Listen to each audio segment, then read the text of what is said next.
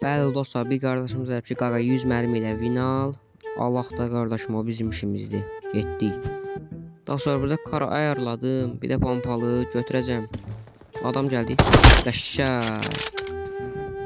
Dostlar 10 dənə pompalı da var, 50 dənə də karda. Yəni 40 dənəsini alsam 50 olur.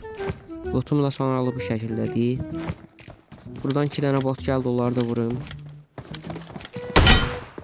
Qəşəng. Buradan hara qaçsın ha? Bununla finish deyək. Alanın da son halı bu şəkildədir dostlar.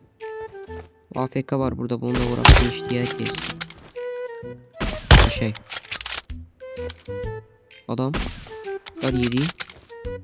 Çıx bir dənə də baydı vurum. Oy. Oyda. Qəşəng getdi güclü oyuncu. Son bir. Və o da yoxdur artıq. Bura qədər izləyib like atıb abunə olun. Sizə görevlər verin. Onları diləyim. Sağ olun, salamat qalın.